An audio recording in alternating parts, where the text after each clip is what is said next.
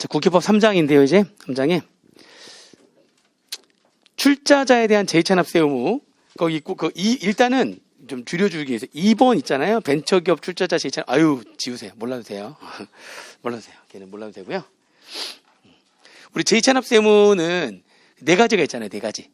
네 가지 해가지고 청산인 등에 대한 제2찬압세 의무, 출자자 등에 대한 제2찬압세 의무, 그다음에 법인 네, 제2찬압세 의무, 사업 양수인 네, 제2찬압세 의무. 그 중에 출자자가 제2찬압세 의무 지는 거. 출자자가 제2찬압세 의무를 질 때는 주된 납세 의무자가 누구냐? 법인이죠. 출자자의 제2찬압세 의무. 출자자가 제2찬압세 의무를 질 때에는 이 출자자가 출자를 한 그 법인, 출자자가 출자한 그 법인이 지금 세금을 안 낸 거죠.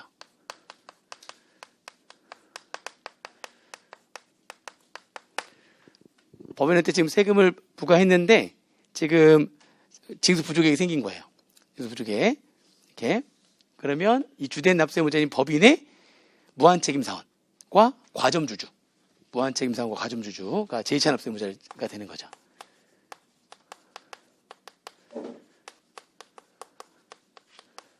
제2찬압세의무자는 무한책임사원은 무한히 책임을 져야 되는 거니까 법인이 세금 안 낸 거에 대해서 여기 징수 부족액 생긴 거에 대해서 무한히 책임을 져야 되는 거죠. 그러니까 무한책임사원이 제2찬압세 의무를 지는 거고요. 그 다음에 주주 및 유한책임사원은 과점주주가 됐을 때만 제2찬압세 의무를 지는 거죠. 이렇게 해서 제2찬압세 의무를 지는 건데, 근데 이제 여기에서 이 주된 납세 의무자의 경우가 법인이었잖아요. 이 법인이었는데 상장법인은 제외하는 걸로. 왜냐하면 생각을 해보세요. 얘가 지금 세금을 안 냈을 때 얘한테 제2찬압세 의무를 부과하는 이유는, 그죠? 얘네들이 세금을 안 내므로 인해 가지고 얘네들이 더 추가로 얻은 이익이 있을 거라고 보는 거죠. 아니, 그러니까 이런 거죠. 그러니까 제2찬압세 의무를 지려면은 제2찬압세 의무를 지는 사람들은 이 제2찬압세 의무가 생기는 이유 자체가 주된 납세 의무자가 세금을 지금 세금 안 낸 거잖아요. 지금 세금을 내지 않음으로 인해 가지고 뭔가 이익을 얻는 자가 있을 거야. 그 이익을 얻는 자가 얘한테 징수 부족이 생겼을 때에 걔네들이 2차적으로 납세의무를 져야 돼. 해가지고 만들어진 게 제2차 납세의무란 말이에요. 뭔가 주된 납세의무자가 세금을 내지 않음으로 인해 가지고 이익을 얻은 자가 있다는 거죠. 걔가 제2차 납세의무가 되는 거예요. 그러니까 예를 들면은 지금 A라는 자가 있는데 A라는 자가 얘가 법인 하나 만들어. 이렇게 갑이라는 법인 하나 만들고,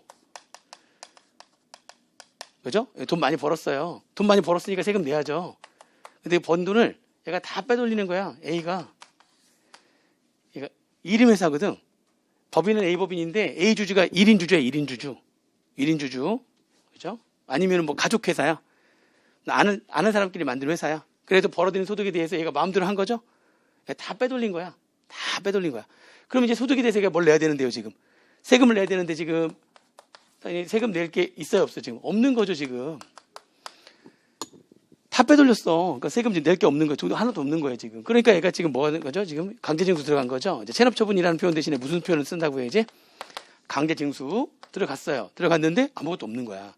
이거 다 누가 빼돌렸으니까. 그래서 A가 막 다 빼돌렸으니까.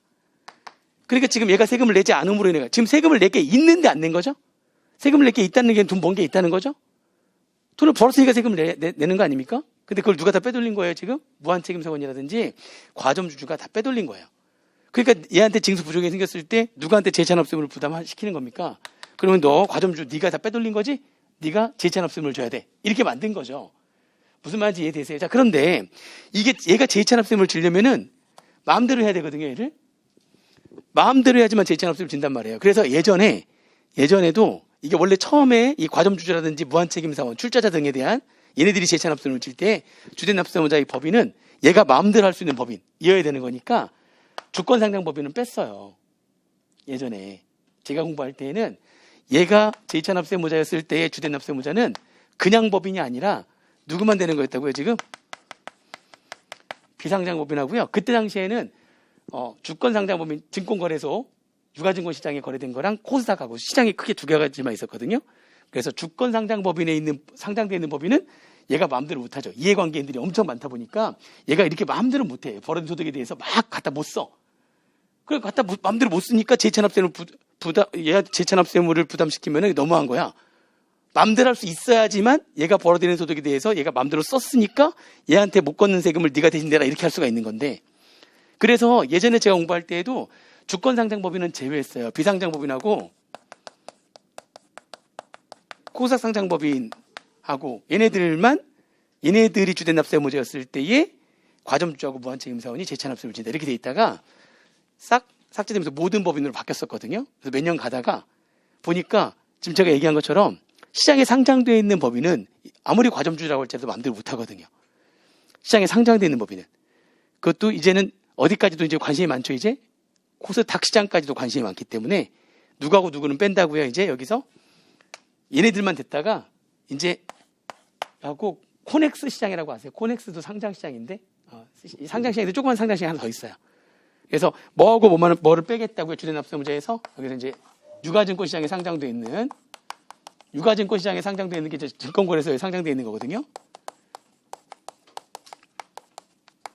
하고 이제 요즘에 코스닥 시장까지 상장 법인까지도 워낙 사람들이 이해관계가 많고 관심이 많다 보니까 여기에 상장되는 법인들은 아무리 과점주라고 할지라도 마음대로 못해.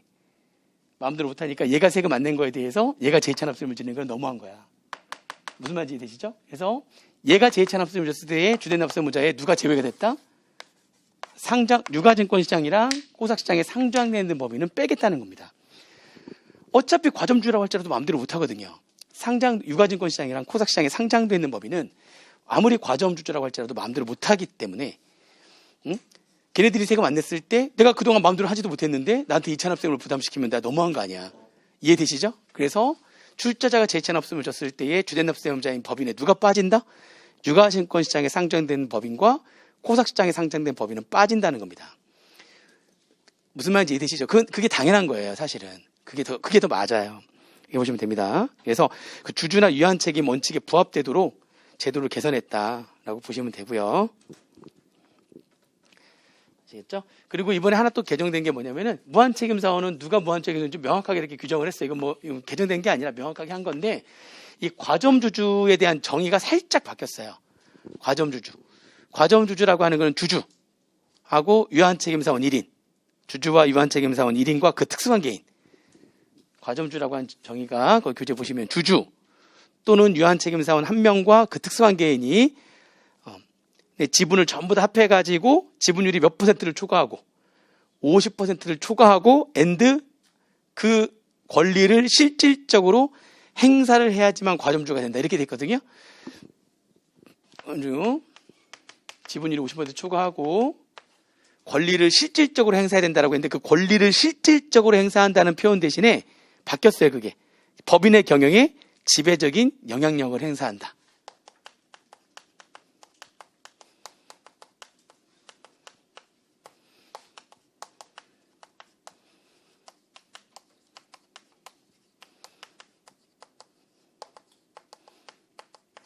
그래서 지배적인 영향력이라는 게 뭐냐 해가지고 거기 예를 들어놨죠. 임원을 임명한다든지, 그죠? 사업 방침을 결정한다든지 이런 것들이 지배적인 영향력을 행사한다라고 하는 거죠.